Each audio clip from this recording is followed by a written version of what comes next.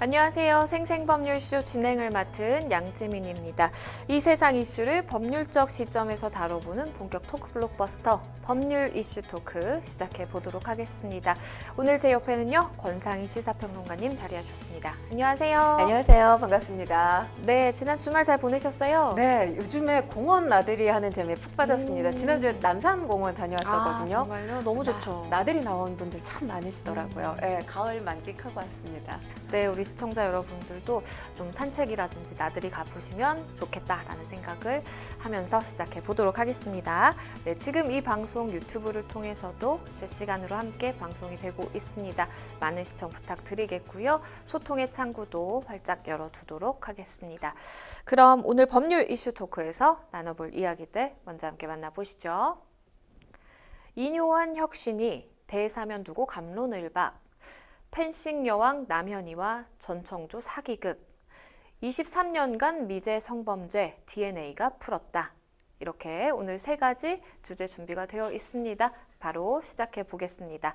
여러분은 지금 생생법률쇼와 함께하고 계십니다.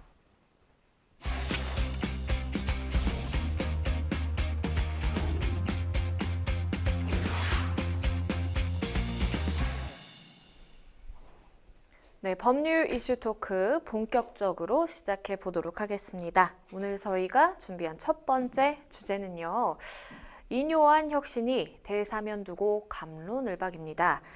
국민의힘 인요한 혁신위원회가 1호 안건으로 대사면을 결정을 했는데요. 어떤 인물들이 이 대상이 되는 건가요? 일단 대화합을 위해서 사면 카드를 꺼내든 것으로 보이는데요. 네. 당 윤리위에서 징계를 받은 이준석 전 대표, 또 홍준표 대구시장, 김재원 최고위원 등이 아무래도 이 대상이 될 것으로 보입니다. 네. 형사범죄에 연루돼서 기소된 이들은 사면 대상에서 제외하기로 돼 있는데요. 이준석 전 대표 양도구육 발언 굉장히 화제가 됐었죠. 이 발언과 또 성상납 의혹이 증폭되면서 당원권 정지 총 1년 6개월의 중징계를 받았습니다. 그리고 홍준표 시장 폭우가 심했던 시기, 특히 영남권의 피해가 집중됐던 이 시기에 이 폭우 골프 관련 발언으로 논란이 커지면서 당원권 정지 10개월의 징계를 받았죠. 네. 또 김재원 최고위원 여러 가지 설화 논란들을 일으켰습니다. 5.18 민주화 운동 폄훼, 그리고 이 전광훈 목사 우파 천하통일 발언, 또 제주 4.3 사건 발언 등으로 당원권 정지 1년 징계를 받았습니다. 일단 당 지도부는 혁신이 제안을 긍정적으로 평가하기는 했어요. 하지만 정작 사면 대상에 오른 사람들은 뭔가 불쾌한 기색을 감추지 않았다라고 전해져요. 그러니까 사면 해주겠다고 하는데 우린 사면 받고 싶지 않아가 이들의 입장인 것 같습니다. 네. 이준석 전 대표 그리고 홍준표 대구시장 사면에 반대하고 나섰죠. 특히 홍준표 대구시장 같은 경우는 김기현 대표 체제에 대한 또 김기현 대표에 대한 이 불쾌한 감정 그대로 드러내놓고 있는 상황이고요. 네. 이준석 전 대표 같은 경우는 우격다짐으로 아량이라도 베풀듯이 하는 사면 반대한다라는 입장입니다. 그리고 재론하지 않았으면 좋겠다라고 하면서 권력의 횡포를 지적하는 좀 더 근본적인 것을 하라. 이렇게 주문을 하기도 했는데요. 권력의 횡포, 이준석 전 대표의 입장에서는 아마도 용산의 대통령실, 윤석열 대통령을 칭하는 것이 아닌가 싶습니다. 일단은 이렇게 당에서 긍정적으로 검토를 하고 있다라고 함에도 불구하고 이 당사자들이 굉장히 좀 언짢은 기색을 드러내다 보니까 당 지도부도 두 사람에 대해서 불쾌한 감정을 숨기지 않고 있습니다.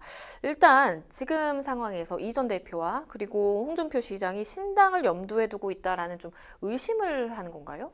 역시 저는 이 상황을 보면서 혁신이란 쉽지 않다, 어려운 그러게요. 거다라는 생각을 하는데 사면을 해주겠다고 하는데 사면을 받지 않겠다는 건 사실 아마도 혁신이나 지도부 입장에서는 전혀 예상하지 못하지 않았을까라는 그랬을 것 생각도 같아요. 합니다. 그런데 다른 한편으로 본다면 지금 꾸준히 제기되고 있는 것, 이준석 전 대표 그리고 유승민 전 의원의 신당 창당설이 제기되고 있죠. 그리고 여기에 대해서 이준석 대표가 부인하지는 않고 있습니다. 가능성을 늘 열어놓고 있는 듯한 그런 발언을 하고 있어요. 그러다 보니까 사실 신당 창당을 생각하고 있는데, 염두에 두고 있는데, 예를 들어서 사면을 받아들이게 된다면 이게 말이 안 되는 그렇죠. 상황이잖아요. 네. 그러다 보니까 신당 창당을 염두에 두고 명분을 확보하기 위해서 지금 사면 카드에 대해서 불쾌한 감정을 여과 없이 드러내는 게 아니냐, 이런 해석이 가능해 보입니다. 일단 사실 이준석 전 대표 하면 떠오르는 지역이 노원병 아니겠습니까? 네. 그런데 총선이 지금 6개월 정도밖에 안 남은 시점인데 이준석 전 대표가 노원병에 가서 시민들을 만났다는 보도는 들은 적이 없어요. 그쵸. 대구에 자주 내려가고 있습니다. 네. 그렇기 때문에 뭐 신당 창당설 외에도 또 다시 제기되고 있는 설 중에 하나가 대구에 혹시 무소속으로 출마하는 것이 아니냐. 그러니까 홍준표 시장이 그렇게 해서 당선된 적이 있지 않습니까? 그쵸. 그렇기 때문에 그런 절차를 밟아서 지금 원외에 있잖아요. 네. 그러니까 원외에서 쓴소리를 한다기보다 원내로 진입을 하겠다. 이렇게 지금 계획을 세우는 거 아니냐라는 해석도 따릅니다. 그것도 가능한 시나리오겠다라는 좀 생각이 드네요. 그런데 이 당 비주류에서는요, 기존의 당 노선과 방향을 우리가 전향적으로 검토를 다시 해야 된다라는 이 쇄신안이 줄을 이었다고 합니다. 그런데 이뇨한 혁신위와 지도부에서는 이 부분에 대해서 뭐 큰 호응은 나타내지 않고 있다라고 하던데요. 그래서 지금 뭐 혁신위가 시작된 지 불과 며칠 되지 않았기 때문에 좀 더 지켜봐야 되겠다라는 생각은 합니다. 네. 일단 뭐 천하람 이 순천갑 당협위원장 같은 경우는 김기현 대표 체제가 무의미하다는 거죠. 왜냐하면 지난 보궐선거에서 참패를 하지 않았습니까? 네.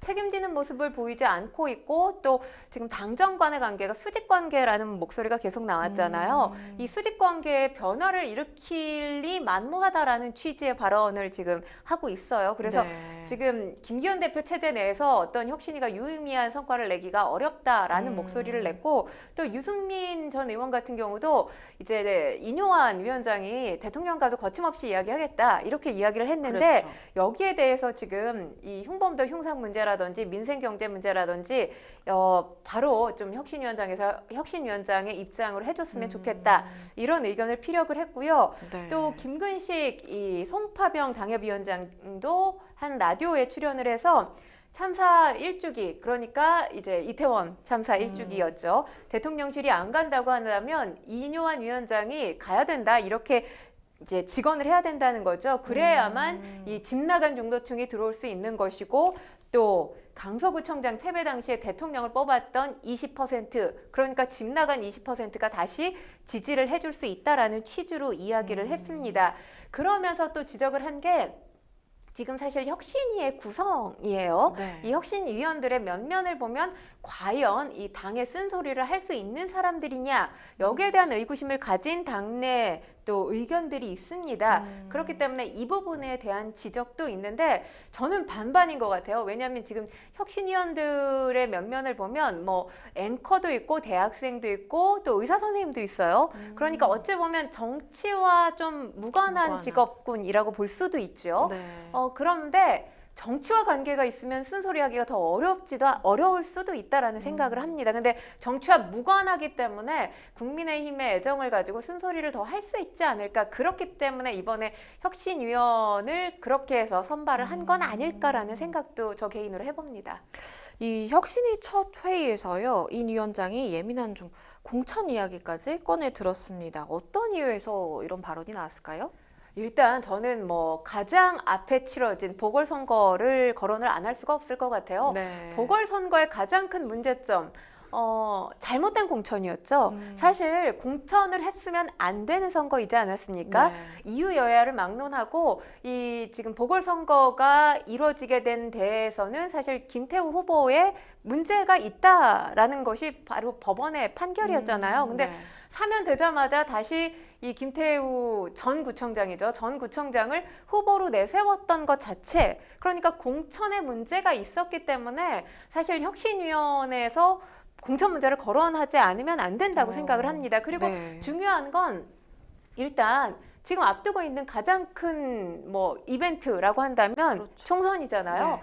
가장 큰 이벤트를 앞두고 혁신이 이루어지는데 가장 먼저 거론해야 될 것 전 당연히 공천이라고 그렇죠. 생각합니다. 그런 의미에서 이뇨한 위원장도 이 카드를 또 빨리 빼낸 게 아닌가라는 생각을 합니다.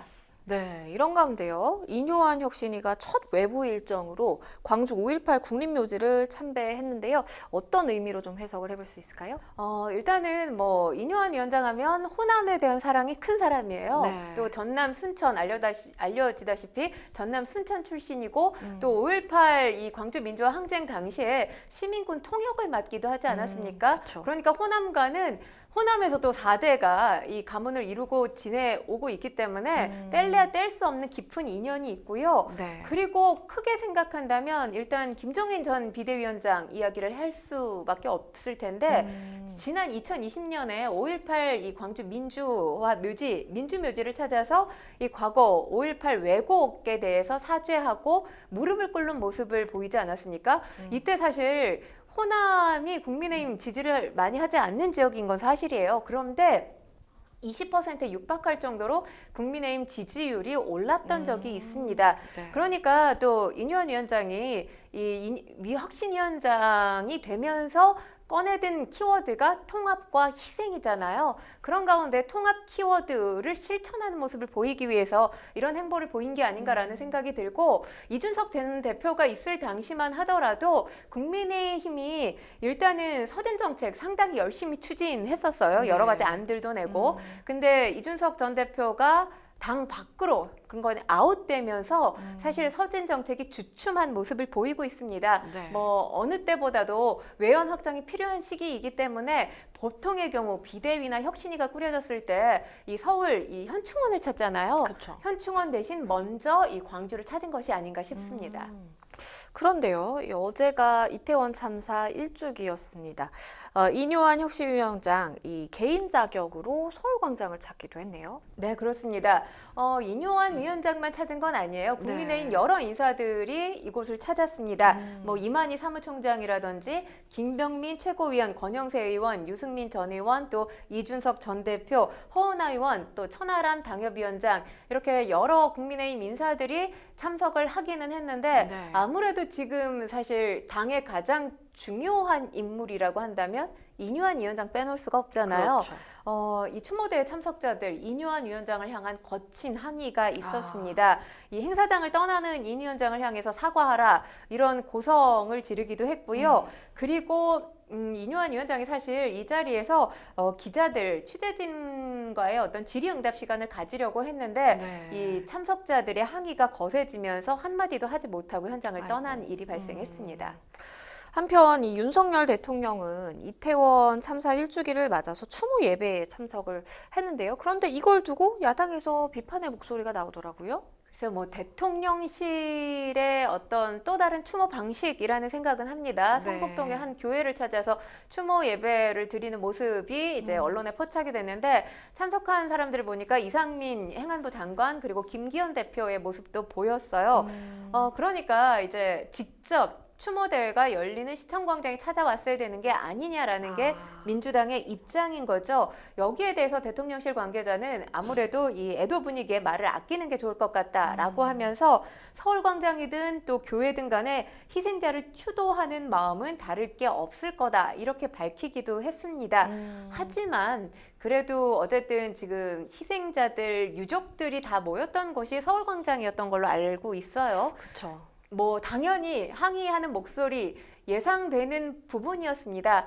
이뇨한 위원장 참석도 뭐 저는 당연한 일이라고 생각을 하지만 네. 그보다 사실 이뇨한 위원장이 이 사건 당시에 당무와 관련된 일을 하지는 않았어요. 그랬죠. 그 당시에 책임을 져야 될 그러니까 뭐 그 당시 사실 김기현 대표 체제는 아니었습니다만 일단 당과 또 정부에 대한 비판이 상당히 높지 않았습니까? 그랬죠. 그렇다면 윤석열 대통령을 비롯해서 이상민 행안부 장관 그리고 김기현 대표 교회에서 추도 예배를 드리는 것도 물론 좋지만 그보다는 보다 더 적극적으로 서울광장에 가서 유족들의 이 가슴 아픈 마음을 좀 쓰다듬어주는 노력, 위로해주는 노력을 보다 직접적으로 또 적극적으로 하는 게 낫지 않았을까라는 아쉬움이 큽니다. 있습니다. 그러게요. 이 평론가님 말씀해 주신 것처럼 사실 이 참사로 인해서 자녀들을 잃은 그런 유족의 입장은 사실 이건 정치를 좀 떠나서 그냥 한 부모의 마음으로서 좀 이렇게 보듬어 주는 게 좀 어떠했을까라는 좀 생각이 듭니다. 그러니까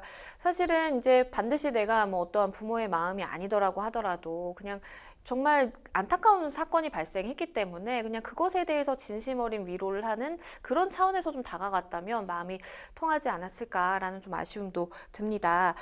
다시 인요한 혁신이 이야기로 좀 돌아가서요. 혁신이는 영남 중진 험지 출마론 등 이 영남당에서 벗어나서 이 중도 민심과 그리고 수도권 공약으로 쇄신 작업에 박차를 가하겠다라는 좀 의지를 갖고 있는 것 같은데 이 내용은 좀 어떻게 될까요? 일단 뭐 영남 또 그 경남과 경북 스타들 굉장히 경쟁력 있는 사람들이 이 서울 험지에 와야 된다 이렇게 밝히고 있습니다. 네. 사실 강서구 보궐선거를 통해서 수도권 민심이 국민의힘을 향하지 않고 있다는 게 여실히 드러나지 그랬죠. 않았습니까? 수도권 위기론이 팽배한 상황에서 뭔가 구원투수가 필요하다는 거죠. 네. 그리고 사실 여기에 군부를 짚인 게 인요한 혁신위원장 이전에 이미 하태경 의원, 하태경 의원 하면 사실 부산에서 지금 삼선 의원이지 않습니까? 그런데 영남을 포기하고 서울 험지에 출마하겠다 이렇게 출사표를 던졌어요. 네. 사실 하태경 의원 이후에 뭔가 또 영남권 중진 의원들 가운데서 이 험지 출마론 군불이 나오기 시작한 게 아닌가라고 기대를 했는데 여전히 뭐 출사표를 던진 사람은 아무도 없는 상황입니다. 네. 일단 굉장히 뭐 파격적이죠. 그러니까 기득권을 내려놓겠다라는 건데 지금까지는 아직 한 명도 나타나지 않았습니다. 그리고 이 가능성 글쎄요, 저는 잘 모르겠지만 일단 뭐 혁신이가 혁신안을 내놓는다고 하더라도 이게 지도부에서 받아들여주지 않으면 그냥 실천 없는 구호에 지날 가능성도 그렇죠. 있기 때문에 이 부분은 좀 지켜봐야 될 필요가 있기는 합니다. 하지만 당내 혼란이 커질 가능성은 상당히 커 보입니다. 그러면 이 험지 출마론 관련해서 사실 이게 실현 가능성이 좀 있다라고 보시나요? 어떻게 보시나요? 일단은 지금 이 당의 구성을 좀 봐야 돼요. 그러니까 지금 국민의힘이 111석이잖아요. 네. 111석인데 영남권 의원들이 56석입니다. 그러니까 절반가량이 영남권이라고 보시면 됩니다. 네. 그래서 사실 국민의힘을 비판하는 목소리 가운데 하나가 영남당으로 쪼그라들었다라는 비판이 계속 나오고 있거든요. 그러니까 이건 달리 말하면 확장성이 없다는 얘기예요. 이 부분에 대해서 인요한 혁신위원장이 이제 메스를 들이대겠다라는 건데 일단 글쎄요, 저는 이게 이제 지금 뭐 혁신위의 어떤 혁신안으로 내놓은 목소리는 아니고 지금 네. 사견이다라고 해서 혁신위 자체는 선을 긋는 그런 모습을 보이고는 있습니다. 왜냐하면 이 발언 자체가 지금 영남 의원들이 많은 상황에서 굉장히 당을 술렁이게 하고 있는 건 사실이거든요. 그러니까 혼란이 가중될 수 있기 때문에 일단은 선을 긋는데 만약에 이게 이제 혁신안으로 뭐 2호나 3호 혁신안으로 거론이 되게 되면 중요한 건 지금 당 대표 김기현 대표가 어디 출신입니까? 울산이에요, 지역구가. 그러니까 당대표 자체가 험지로 출마하겠다 내지는 불출마하겠다 이런 선언을 해야 또 이어져서 뭔가 이 험지 출마 내지는 불출마 가능성 목소리를 내는 의원들이 생길 텐데 지금 김기현 대표를 보면 일단 그럴 가능성이 없어 보여요. 네. 그리고 지금 국민의힘에서 뭔가 지금 이 어떤 당무를 맡고 있는 사람들의 면면을 보면 영남 출신이 아무래도 많습니다. 그렇죠. 그들이 과연 기득권을 내려놓을까? 이건 저는 조금 의구심이 있고요. 그리고 또 중요한 건 사실 그런 가능성도 있어요. 영남권에서 중진 의원이라 하더라도 수도권에 나왔을 때 경쟁력이 있느냐는 또 다른 문제거든요. 그렇겠죠. 그러니까 만약에 영남 중진 의원이라고 해서 수도권에 이 험지 출마를 했는데 민주당에 패할 경우 그렇죠. 그럴 경우는 이 공천 잘못된 거 아니냐 혁신이 잘못됐던 거 아니냐 이렇게 또 비판받을 가능성도 있기 때문에 이 가능성 또한 고려하지 않을 수가 없어서 사실 이 카드가 혁신위의 이 공식 안건으로 이 지도부에 건의된다 하더라도 받아들여질지는 좀 의문입니다. 하지만 중요한 건 사실 만약에 받아들여진다면 중도층을 끌어안을 수 있는 중도층에게 뭔가 이 국민의힘이 또 긍정적인 이미지를 줄 수 있는 요인으로 작용할 가능성은 있다고 그러게요. 생각합니다. 인 위원장이 어쨌든 이 통합과 변화를 모토로 해서 이 쇄신을 어쨌든 구상을 하고 있는 그런 상황인데 당내 반발도 있고요. 좀 비협조적인 분위기도 사실 조금 있는 것 같습니다. 그것 때문에 사실 성과를 내기 정말 쉽지 않겠다라는 생각하시는 분들 좀 많으신 것 같고요. 과연 좀 어떻게 전망을 하세요? 일단 지금 사실 신당이 만약 창당된다면 네. 이건 국민의힘으로서는 사실 빼도 박도 큰 못하는 위기죠. 악재임에는 그쵸. 틀림없습니다. 그러니까 신당 창당 이전에 이 비주류를 끌어안아야 되는 노력을 해야 되기 때문에 인 위원장이 일단 대사면 카드를 먼저 꺼낸 게 아닌가 싶습니다. 네. 그래서 그런지 이준석 대표가 지금 어찌 보면 굉장히 좀 느긋한 입장인 것 같기도 그런 해요. 것 같아요. 오늘 나와 있는 보도를 보니까 인유한 위원장이 만남을 여러 차례 시도를 했는데 불발됐다고 하잖아요. 이준석 전 대표가 그만큼 상처를 많이 입은 것 같다 이렇게 밝히기도 했는데 나를 내쫓으려는 사람들 정리부터 해라. 이런 취지로 발언을 했습니다. 그렇기 때문에 사실 근데 이게 이 발언이 어찌 보면 이재명 대표가 단식 투쟁을 하면서 내세웠던 그러니까 이 정부를 향해서 이 싹 다 바꿔라라는 취지의 발언을 하지 않았습니까? 네. 그것과 같은 발언이에요. 그러니까 지금 화합을 하겠다, 통합을 하겠다고 했는데 이준석 전 대표를 받아들이기 위해서 또 다른 사람을 내치게 되면 이건 통합이 아니거든요. 그쵸. 혁신위를 굉장히 지금 난처하게 만드는 발언을 했어요. 그래서 저는 뭐 이 자체는 굉장히 바람직하지 못하다라고 생각을 하는데 일단 지금 신당 창당이 가장 큰 관건, 통합을 위한 가장 넘어야 할 산은 이준석 전 대표 그리고 유승민 전 의원의 신당 창당과 관련된 부분 얼마나 글쎄요 이게 현실이 되면 혁신위로서도 상당히 난처할 수 있기 때문에 이 부분을 어떻게 설득을 할 것인가가 또 이 통합 성공의 관건이라고 볼 수 있는 거고요. 그리고 아까도 말씀을 드렸지만 중진 차출론, 영남 중진 차출론은 좀 더 지켜봐야 하겠지만 계속해서 저는 군불은 떼줬으면 하는 바람입니다. 왜냐하면 네. 지금 영남당의 이미지를 가지고 수도권의 민심을 얻는 건 사실상 어렵다라는 생각이 들거든요. 네. 대통령실도 변화해야 되겠지만 당이 변화하는 건 영남 중진 의원들의 기득권 카르텔 혁파도 저는 포함이 된다고 생각을 합니다. 그래서 이 부분을 인유한 위원장 그리고 혁신위원들이 얼마나 좀 이 당의 반발과 부딪혔을 때 설득하는 작업들을 열심히 해서 이 설득시킬 수 있느냐 이 부분 또한 또 이 혁신위가 성공해야 될 뭐 하나의 이 넘어야 될 산이라는 생각이 듭니다. 네, 이 인요한 혁신이 글쎄요 참 갈 길이 멀다라는 생각이 드는데요. 저희도 함께 과연 신당이 창당이 되는지 혁신이가 원하는 바를 이뤄낼 수 있을지 함께 지켜보도록 하겠습니다. 네, 첫 번째 법률 이슈 토크 여기까지 만나보겠습니다. 여러분은 지금 생생법률쇼와 함께하고 계십니다.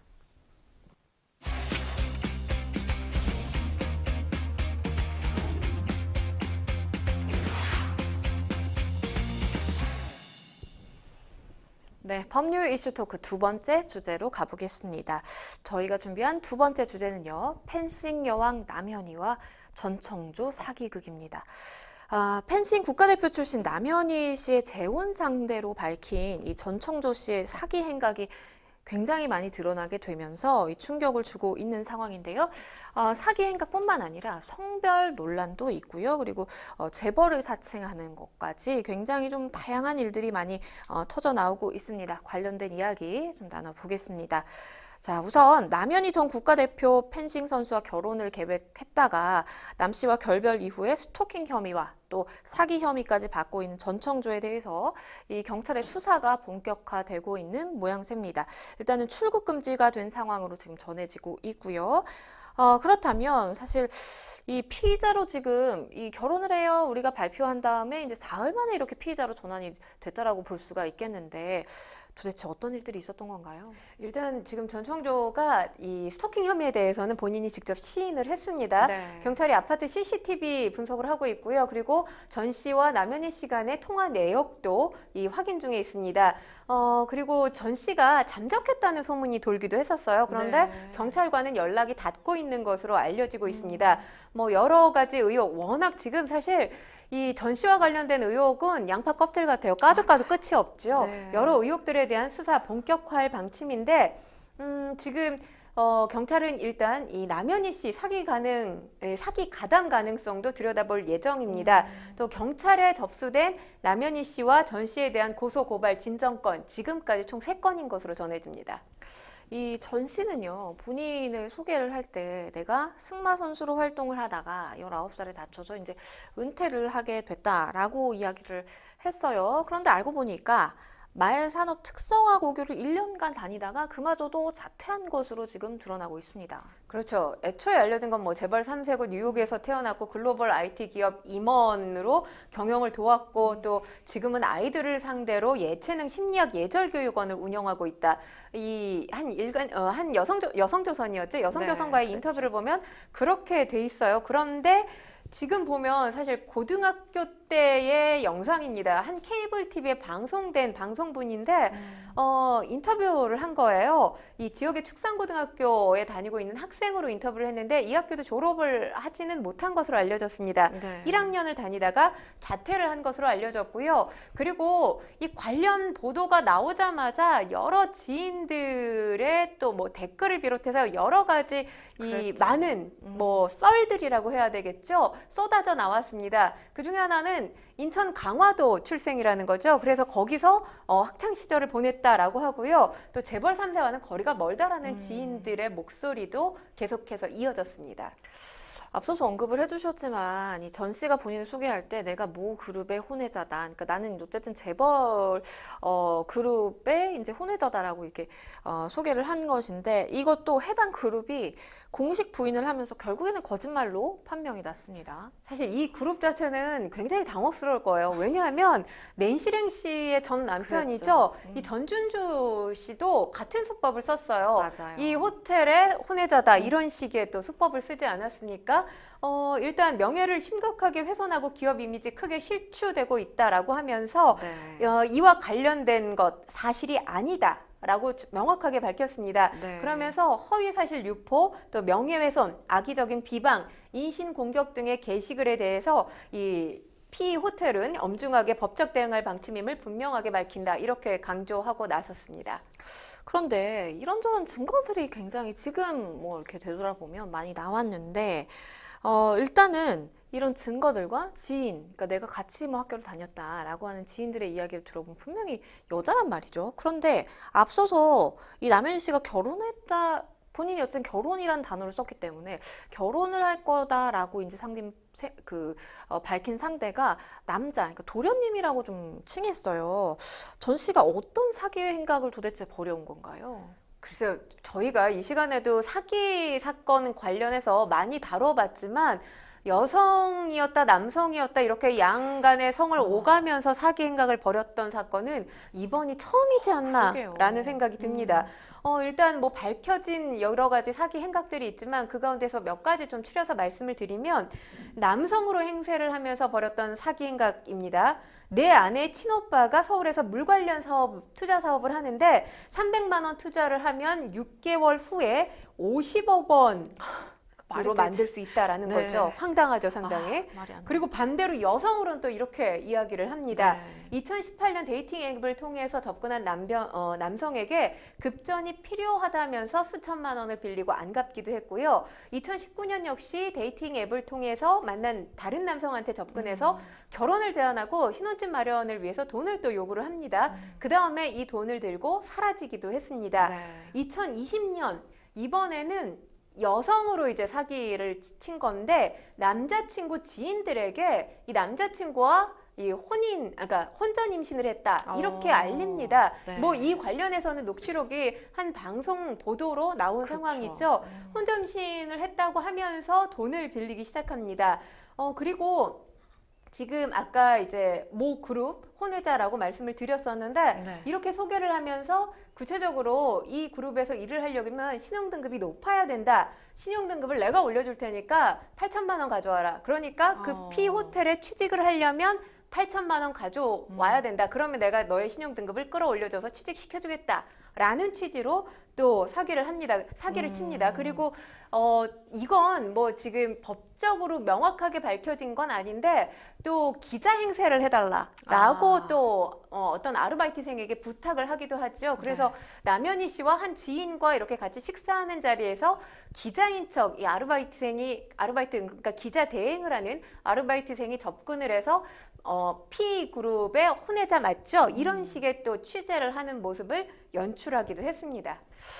그런데 이게 본인의 본명이란 말이에요. 전청조라는 본명을 쓴 것도 그렇고, 그리고 사실 성별을 바꾸는 거는 굉장히 쉽지가 않기 때문에 어쨌든 이런 흔적들이 많이 남아있는 상황이었고 전혀 치밀해 보인다라는 생각이 좀 안 드는데 피해자들이 왜 이렇게 좀 속은 걸까요? 일단 말을 기가 막히게 잘한다고 해요. 물론 지금 언론에 보도된 어떤 녹취록이라든지 강연 또 관련 내용들이 보도되지 그쵸. 않았습니까? 네. 그것만 본다면 사실 이게 과연 언변이 뛰어난 사람의 말솜씨야? 라고 의구심을 품으실 텐데 일단은 뭐 언론에 이 보도가 된 건 극히 일부이기 때문에 그것만으로 판단하기는 어려울 것 같습니다. 네. 일단 피해를 당한 사람들의 뭐 공통된 입장은 굉장히 언변이 뛰어나서 들으면 빠져들 수밖에 없다라는 취지의 입장들인 거고요. 네. 그리고 중요한 건 이 P그룹 혼외자라는 게 또 한몫한 것 같습니다. 사실 이게 굉장히 고전적인 수법인 건 사실이에요. 어떻게 이걸 믿어라고 할 수 있을 텐데 중요한 게 사실 우리가 알고 있는 S그룹이나 H그룹이나 뭐 이런 여타의 대기업 같은 경우는 사실 가계도나 이런 게 일반 대중에게 다 알려져 그렇죠. 있잖아요. 그런데 이 지금 기업 같은 경우는 호텔과 카지노 사업을 주로 한단 말이에요. 그러다 보니까 아마도 이 재벌가라 하더라도 대중들에게 어떤 인포메이션이 많이 알려지지 않다 보니까 어떤 사기 수법으로 쓰인 것이 아닌가라는 생각을 합니다. 네. 그리고 또 하나는 지금 이 전 씨가 거주하고 있는 이 고가의 아파트죠. 네, 이 고가의 아파트 뭐 월세만 2,600에서 3,000만 원이라고 해요. 그러니까 그런 곳에 거주하고 있고 또 다들 아시겠지만 지금 이 사진도 공개됐잖아요. 그쵸. 경호원을 대동하고 있는 맞아요. 사진들. 뭐 어떤 곳에는 경호원 10명을 대동했다고 와. 하는데 경호원 한 명당 월급이 1,500만 원이라고 해요. 그러니까 그런 것들을 다 충당하려면 당연히 이 사람의 말에 뭔가 허점이 있다 하더라도 보여주는 건 너무너무나 부자예요. 그쵸. 그러다 보니 피해자들이 뭔가 설득되어진 게 아닌가라는 생각이 듭니다.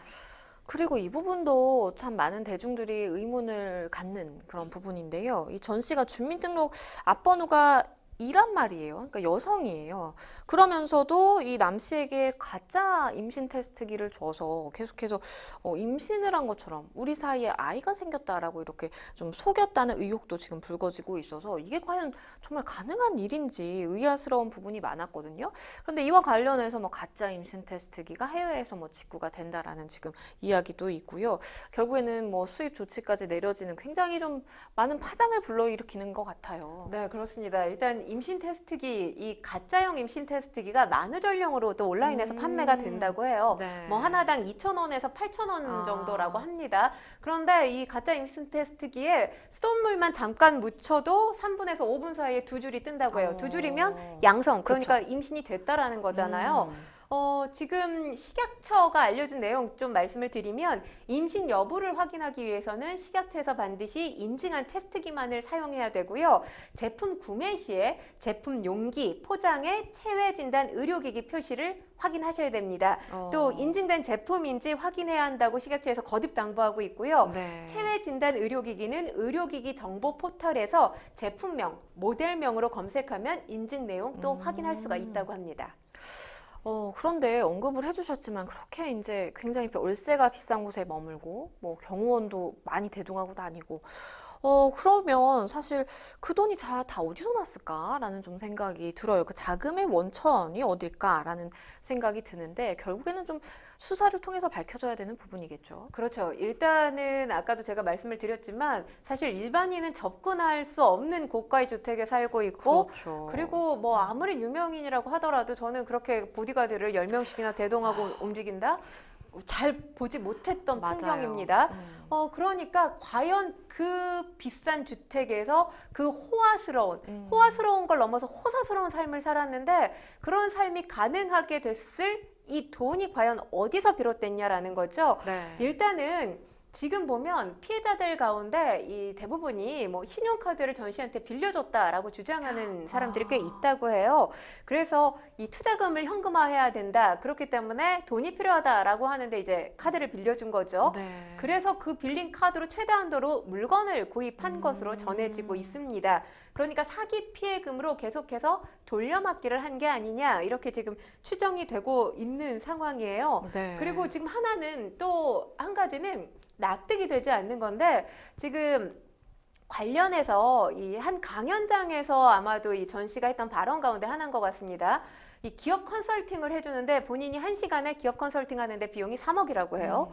그런데 무슨 기업체도 아니고 한 개인이 그러니까요. 기업 컨설팅을 1시간 하는데 어떤 답을 도출할 수 있다고 3억을 얘기하는지 모르겠는데 네. 중요한 건 이렇게 기업 컨설팅을 3억씩이나 받고 해주는 전 씨가 부업 강연 또 업체에서 강연을 합니다. 네. 이 자체가 사실 앞뒤가 맞지 않잖아요. 전혀 맞지 않죠. 그리고 여기에 참석한 뭐 이제 직장을 다니고 있는 사람들 투자를 하라 그러면 돈이 없어요라고 하면 대출 받아라 이렇게까지 권유를 한다고 합니다. 네.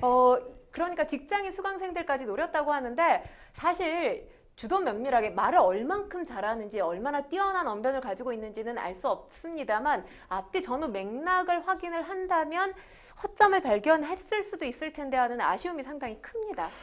결국 이 남현희 씨에 대해서도 공범이라면서 수사해달라는 이 진정서가 접수가 됐습니다. 그러니까 진정서에 따르면요, 전 씨가 지난 중국에서 사업을 할 것이니까 이제 투자를 해달라라면서 제보자에게 1억 1천만 원을 받았다고 합니다. 그 이후에 돌려주지 않았다라는 게 내용이에요. 네, 그렇습니다. 그러니까 전 씨와 또 이 전 씨를 강연자로 초대한 S업체 대표, 그러니까 이 부업 관련 강연을 했다라고 제가 아까 말씀드렸잖아요. 네. 그 업체를 말합니다. 이모 씨를 사기 미수 혐의로 고발을 한 건데요. 고발 뒤 추가 제보를 받았는데 이 추가 제보에서 이 중국 사업 투자금으로 1억 1천만 원을 어떤 제보자가 건넸다고 해요. 하지만 이와 관련해서 아직까지 돌려받지 못했다고 하는 겁니다. 그런데 이제 대중들이 그러니까 이제 전 씨가 뭐 사기 행각을 벌여왔다라는 걸 알겠는데 이제 남 씨에게 그러니까 남현희 씨에게 굉장히 좀 의문점이 많아지는 그런 지금 상황입니다. 네, 그렇습니다. 그러니까 지금 관련해서 지금까지 나온 내용을 봤을 때 과연 남현희 씨가 100% 피해자라고 할 수 있겠느냐라는 게 대중의 시선이라고 볼 수 있습니다. 네.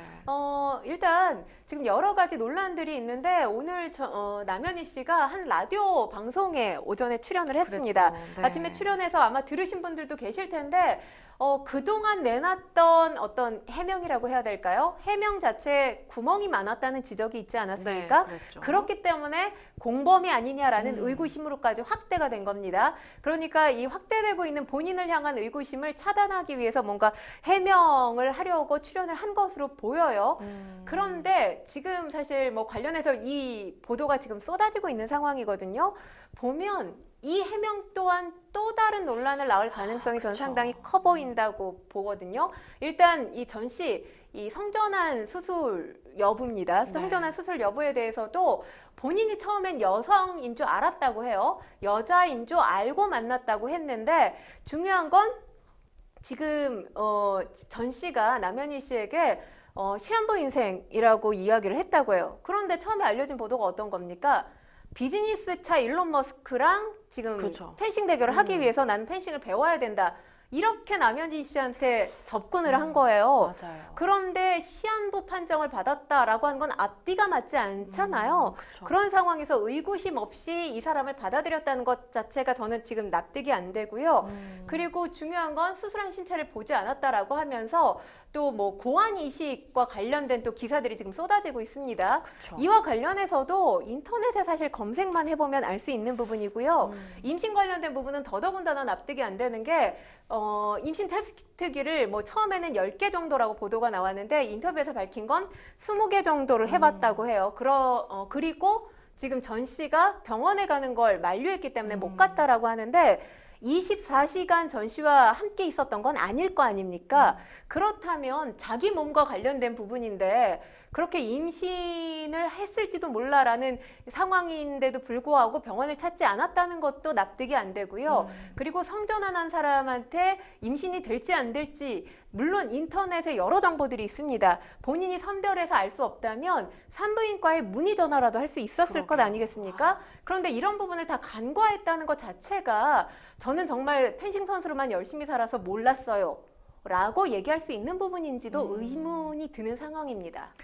정말 희대의 사기극이라는 표현밖에 떠오르지 않습니다. 이렇게 성별을 바꿔가면서 사기 행각을 벌인 사건은 저도 참 기억에 없는데요. 과연 앞으로 좀 이 사건 어떻게 흘러갈까요? 사실 뭐 사기 혐의와 관련된 부분은 경찰 수사로 금방 드러날 거라고 생각을 합니다. 네. 중요한 건 지금 남현희 씨 어쨌든 많은 대중이 알고 있었던 전직 펜싱 선수잖아요. 해명을 내놓으면 내놓을수록 또 다른 의구심이 쌓이고 있는 이런 상황이기 때문에 아직도 해명은 완전치 않습니다. 그렇기 때문에 이 부분에 대해서 지금 또다시 아마 누군가는 저처럼 의구심을 제기하는 분들이 계실 거라고 생각해요. 명확하게 밝혔으면 좋겠어요. 성전환 수술을 했다면 시기라도 특정을 해줘야 됩니다. 왜냐하면 지금 보면 전 씨가 출소를 한 게 올 1월이에요. 그리고 남현희 씨를 만난 게 1월입니다. 그렇죠. 그렇다면 성전환 수술은 언제 받았다는 건지. 왜냐하면 출소 전에 교도소 동기들이라고 하죠. 교도소 동기들은 전 씨가 생물학적으로 여자가 맞다라고 이야기를 하고 있는 상황입니다. 그래서 보다 더 명확하게 남현희 씨가 해명을 해주지 않는다면 대중의 불신이 사라지지는 않을 거라는 생각이 듭니다. 네, 또한 무엇보다 피해자들을 위해서라도 명명백백하게 의혹들이 밝혀져야 되겠다라는 생각을 해봅니다. 두 번째 법률 이슈 토크 여기까지 만나보겠습니다. 여러분은 지금 생생법률쇼와 함께하고 계십니다.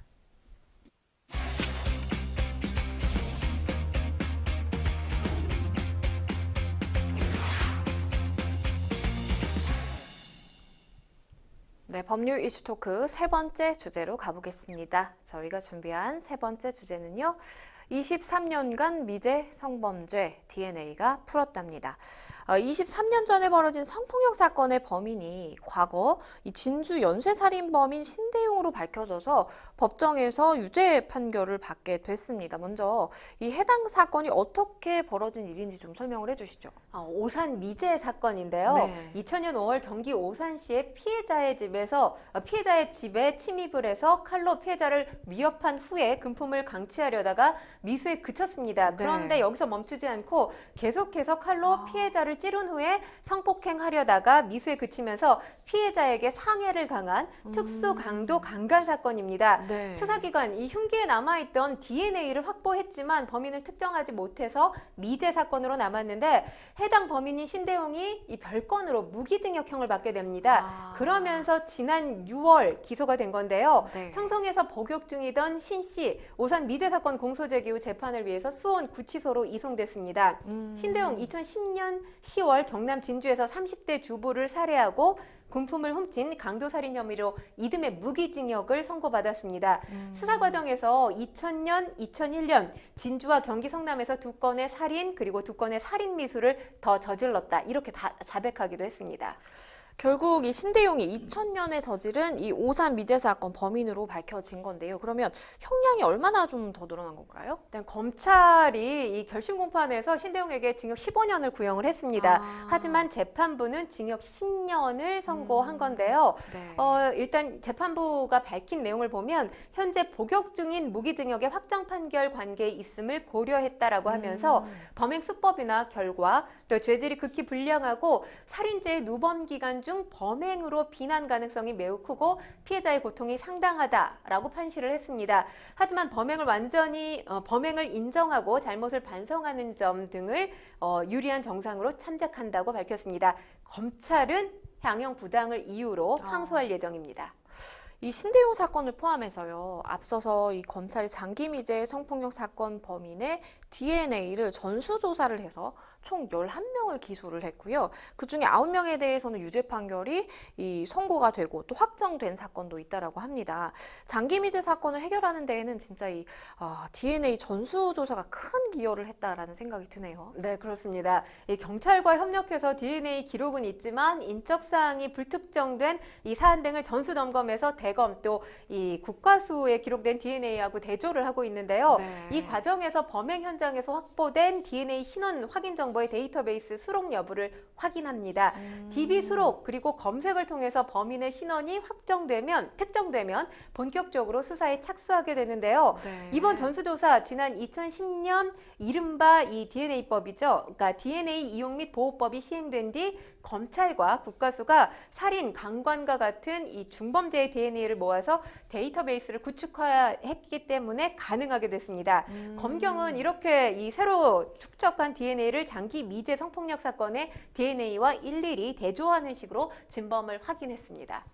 이 검찰은요, 지난해 11월 연쇄 성폭행범 김근식의 이 15년 전 아동 성폭력 범행을 밝혀낸 것을 계기로 해서 DNA가 장기 미제 사건에 이제 스모킹건이 되다 보니까 다른 미제 사건도 앞으로 이렇게 좀 잘 해결할 수 있지 않을까라는 좀 기대를 하고 있는 것 같아요. 네, 그럴 가능성이 굉장히 커 보이는데요. 일단 지난 2006년에 인천의 아파트의 한 놀이터에서 이 13살 어린아이에게 성폭행을 저지른 진범이 17년 만에 잡혀서 죗값을 치르게 됐습니다. 장기 미제로 남아있던 사건이었는데 DNA 그렇죠. 때문에 덜미가 잡힌 거예요. 그래서 법원이 특수강간 혐의로 기소된 A씨 징역 10년을 선고했고요. 20년 위치 추적 전자장치 부착 명령을 내렸습니다. 또 용인 여중생 이 성폭행 미제 사건도 DNA가 해결해준 사건입니다. 일단 지금 DNA를 통해서 해결하려고 하는 사건이 한 가지 있습니다. 2006년에 발생한 사건이죠. 네. 동해 학습지 여교사 피살 사건인데요. 이 경찰의 미제 사건팀 당시 압수품에서 추출된 DNA를 우범자 DNA랑 대조해서 17년째 범인을 쫓고 있습니다. 이런 가운데 이 기존 범죄 현장이나 이미 수감 생활 중인 범죄자 등으로부터 채취해둔 DNA 정보가 이와 별개 사건으로 뭔가 주사를 하고 있는 그 사건과 이 DNA 정보가 일치하다 보니까 수사가 다시 재개된 그런 사건이 지난해 200건가량 된다라고 하는 거 보면 정말 좀 효율적인 것 같아요. 네, 그렇습니다. 뭐 대표적으로 다들 기억하실 거예요. 2001년 대전에서 발생한 권총 강도살인 사건. 사실 20여 년 넘도록 범인을 잡지 못했습니다. 네. DNA를 통해서 이 범인 2명을 잡게 됐고요. 지난 2심에서 각각 무기징역 선고를 받았습니다. 그리고 뭐 DNA로 해서 진범을 잡은 것 하면 진범을 잡았다기보다 자백을 받아냈다라고 봐야 되죠. 이 화성 연쇄살인 사건, 이춘재 다들 기억하실 겁니다. 네. 2019년의 일이었는데 진범으로 특정되는데도 이 DNA 정보 확인이 주요했습니다. 그러니까 내가 어떻게 살면서 뭐 나름대로는 글쎄 운이 좋다라는 표현을 해야 될지 모르겠는데 한 번의 범죄를 저지르고 이거는 발각되지 않았다고 하더라도 다른 범죄로 이제 무기징역을 살고 있거나 뭐 이런 수감되어 있는 경우가 많기 때문에 굉장히 좀 효율적인 방법으로 보입니다. 한편 캐나다에서 이 발생한 장기 미제 살인 사건이 48년 만에 DNA 기술로 해결이 됐다고 하는데요. 그런데 이 세월이 너무 많이 지나서 범인이 무려 이 81세라고 합니다. 너무 나이가 많네요. 일단 범인이 그럼에도 불구하고 어쨌든 살아있기 때문에 죗값을 치를 그쵸? 수는 있어 보입니다. 75년 5월에 발생한 사건이에요. 고속도로변 이 내셔널강에서 발생됐던 여성 시신의 신원과 살해범이 확인된 건데요. 이 경찰은 실종 직후인 이 여성이 실종이 된 겁니다. 네. 75년 5월 이 몬트리올에서 멀리 떨어진 온타리오주 내셔널강에서 랭포드 당시 48살이었습니다. 변사체를 발견했는데 신원을 당시에는 밝혀내지 못해서 미제 사건으로 남았습니다. 네. 경찰과 언론, 신원 미상의 이 여인을 당시에는 내셔널강의 여인 이렇게 칭하기도 했는데요. 미결 상태로 남아있던 사건 수사 지난 2017년에 재개해서 3차원 모형으로 얼굴을 복원했습니다. 그리고 2019년 미제 사건을 전문으로 다루는 이 기관에 유전자 감식을 의뢰해서 그 다음 신원 확인을 성공했습니다. 범인에 의해서 살해된 이 여성 랭포드로 사건 당시 몬트리올에 체류 중이었는데 이 지금 누가 살해를 했느냐? 바로 당시에 유명 럭비 선수였던 미국인 니콜스를 범인으로 지목한 상황입니다. 조사 결과 랭포드와 니콜스 서로 아는 지인 사이였던 것으로 파악이 되는데요. 네. 니콜스 말씀하셨다시피 현재 81세입니다. 미국 플로리다주에 거주하고 있는 것으로 확인이 됐습니다. 경찰은 니콜스에게 살인 혐의를 적용해서 미국의 추방 절차를 진행하고 있습니다. 해외에서도 DNA 기술을 통해서 이렇게 범인을 잡는 게 굉장히 좀 많은가 봐요. 네, 그렇습니다. 그 외에도 또 미국 뉴욕 해변에서 발생한 연쇄살인 사건 범인이 밝혀지기도 했습니다. 네. 그러니까 지금 사실 우리가 일명 과학수사라고 하잖아요. 네. 과학수사가 계속해서 또 진화하고 있는 그런 상황이기 때문에 지금 내가 저지른 범죄가 아직까지 밝혀지지 않았다고 해서 세상에 묻히는 건 아닙니다. DNA로 세상에 알려지게 될 날이 빨리 찾아오고 있고 지금 현실화되고 그렇죠. 있다는 사실 저희가 전해드렸습니다. 네, 정말 미제 사건들 많은데요. 이 DNA를 통해서 정말 못 잡을 범인은 더 이상 없다라는 생각이 좀 듭니다. 네, 생생법률쇼 마칠 시간이 다 됐는데요. 오늘 함께 해주신 권상희 시사평론가님 감사합니다. 고맙습니다. 네, 오늘 저희가 준비한 내용 여기까지입니다. 다음 시간에 더 풍성한 내용으로 다시 찾아뵙겠습니다. 시청해주신 여러분 고맙습니다.